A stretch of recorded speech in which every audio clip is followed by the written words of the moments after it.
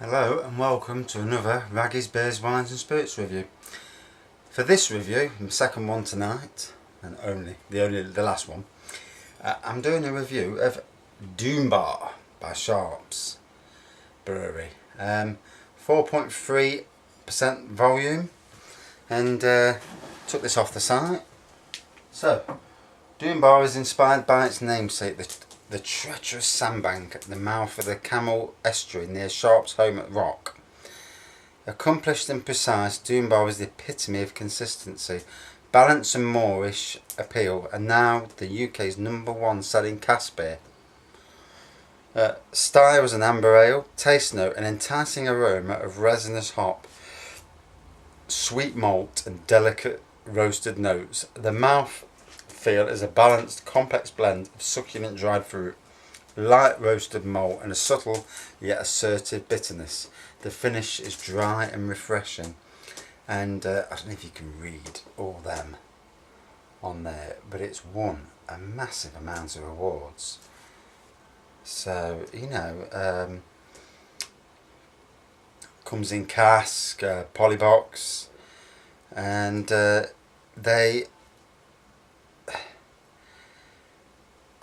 it is their main, the big seller at Sharps. But they also sell Atlantic Pale Ale, Wolf Rock IPA, Honza, Orchard Craft Cider, Coastal Light Ale, Sea Fury, that doesn't sound right, Sea Fury Special Ale, Offshore Pilsner, Seven Souls Dark Ale.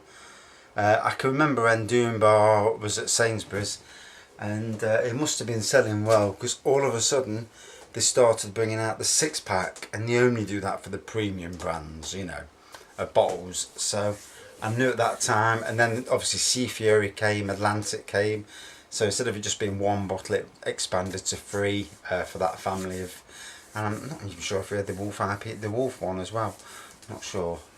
But yeah, let's crack it open.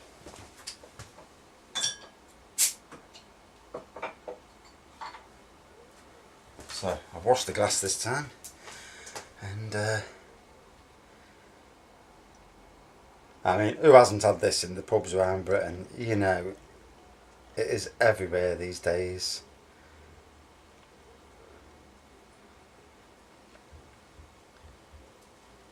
Obviously, I've had it many times out of the bottle, and I've certainly had it on cask quite a few times, obviously.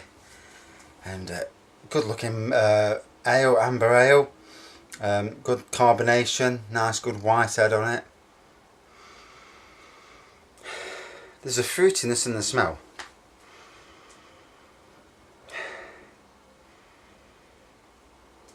Before I did start doing reviews, I want to notice that pretty much like Hobgoblin, when I got the banana taste. I read the review, someone says it's got a banana taste, and I thought, rubbish. Hey there, and you could taste banana, and so when you take time to do a bit of research, do you fully understand all these and get the flavours involved.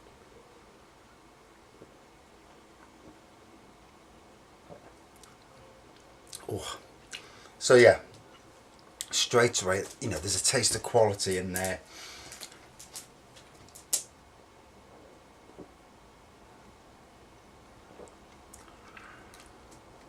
Oh, very nice.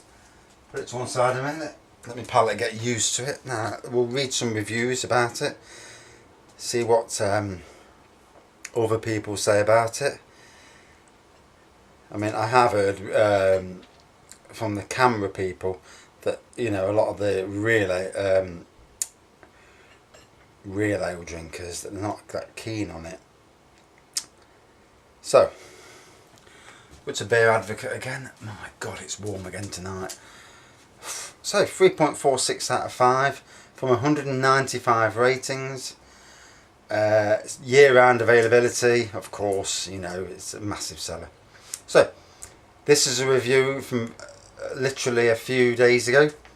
Pours clear, amber in colour with 1/3 inch head. Taste is toasted malt, tea and honey. Maybe that's just light bodied, medium light combination, sweet, Nice and malty English treat. Doesn't really go into enough detail for me.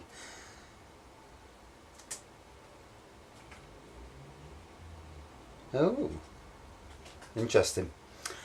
2.79 out of 5. Looks clear, amber colour with no carbonation and a thin head. Well, there was carbonation and the head was decent, so that was wrong. Smell, faint biscuit. Well, I got floral. Fruitiness. Taste, light caramel malt with faint grassy hops. Dry rather than bitter. Thin body with light carbonation, very short finish. Overall, spectacularly ordinary bitter. Not much of anything going on, drab. From label, brewed in Burton on Trent in partnership with Molson Coors. So not actually from Sharps Brewery in Cornwall. Not really the same beer at all. Okay. Oh yeah, you're right. So, this reminds me then of the issue with Castle Rock and their Harvest Pale. When Castle Rock were brewing all the Harvest Pale, it was 3.7%. Marston's then brewed Harvest Pale, it went up to 4.3%, but the taste was no better than the 3.7%. In fact, if anything, the lower alcohol content was better. So, whereas the casks for Sharps, Doombar, come from Sharps directly, obviously the bottles are done by Molson Coors. Molson Coors are also the people behind Carling, and brands. What other brands did he do? Well, certainly Carling. Oh bugger, they do other brands. Can't remember. So that's interesting.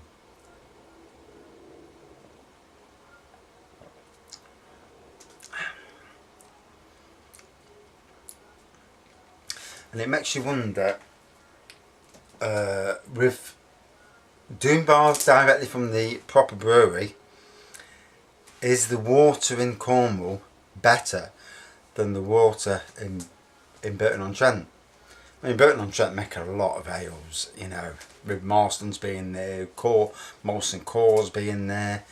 So you would think that, you know, there won't be much difference at all, but in Cornwall, is it water from spring water, more purified, better tasting water to make, you know, the alcohol? It's something to think about.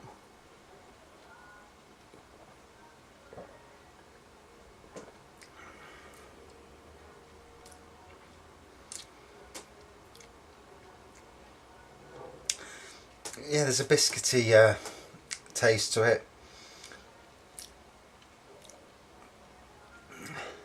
First mouthful, I thought it was pretty decent, and maybe I shouldn't have read the reviews, because now, you know, although it does taste, to me, it's not a King Goblin for sure, you know.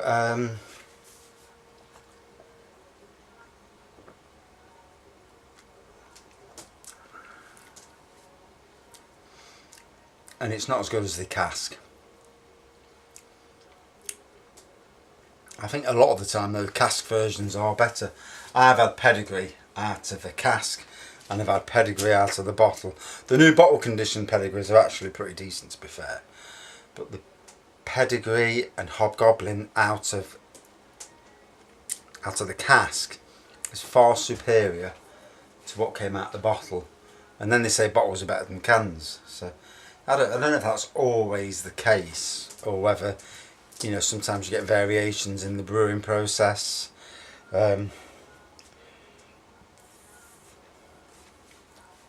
So,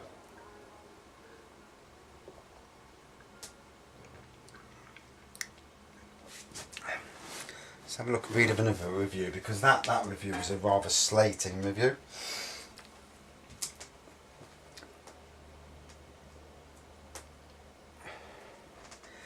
Sadly, a lot of people are saying cask only. On cask, dark cola coloured brew with a creamy beige head. Mild aroma, fruit cake and dark bread. I did get the fruit aroma. Dark bread. And taste, toffee, toast and caramel, biscuit, brown sugar, cola and prunes. Prunes. Restrained bitterness with slight hints of grass and pine. Malt focused, a touch sweet but fairly balanced. Smooth, very drinkable.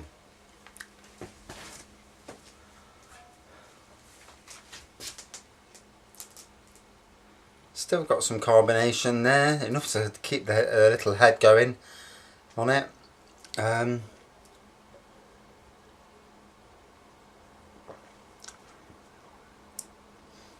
So, strange pint. Initial draw of the pint felt really good. The taste was very good. But that might be because I've just reviewed that Golden Host and the taste of that was not good at all. So maybe tasting something that was, you know, in a different league to that was initially a very good taste. You know, obviously it cleared, took that off my palate. But the more I get down this, the more it, sadly to say, the more it's a bit bland. You know how your perceptions can change. You know, drinking a pint starts off, you think, oh, that's not bad, and you drinking it, you think, no, it's not that great, and that, you know, and that might be because you've just had something that is not very good at all. You drink it, you think, oh, fucking hell, that's decent. But the further you get down, you're realising that as your palate becomes used to it, you think, no, it's not that great at all, to be fair. And this is one of them, unfortunately.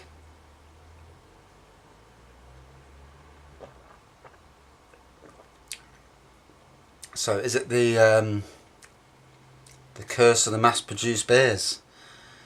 Because it seems that the mass-produced breweries don't take the effort in, you know, brewing that possibly the other breweries do. You know, similar to Castle Rock, Sharps.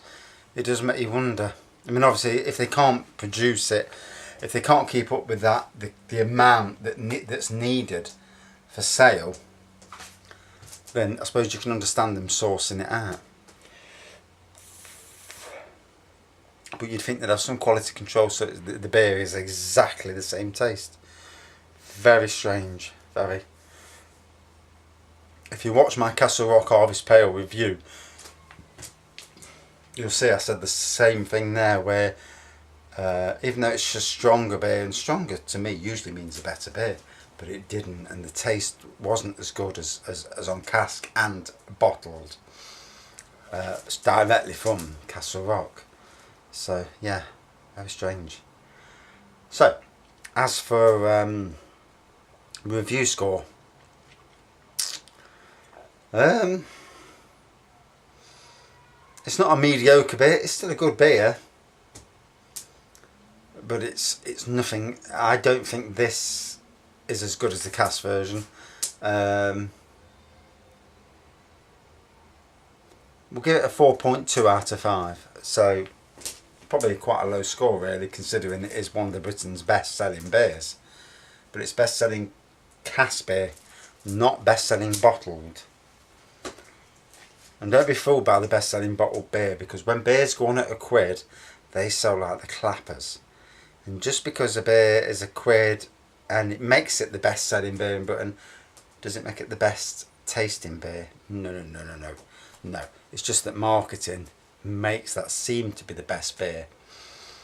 The best beer is the one that sells without any.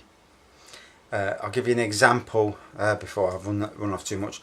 When I worked at Sainsbury's, and this was on the rosé wine section, they had all the wines that go on offer all the time, and there was one wine in particular called Grey Fox, a lovely rosé, probably the best tasting rosé on the market. And although no one says it is, but it is. And that would always sell massively. Never ever went on offer. Never. Always one of the best sellers in that section. In fact, we used to widen it up because we couldn't keep up with the stock to sell it. Now the stuff that went on offer, that would sell a bit more, but this always sold, and that's a testament to the fact that it was the best tasting rosé, because people bought it when it's not even on offer. It was not the most expensive. Don't have to be expensive to be the best tasting, but it was the best tasting.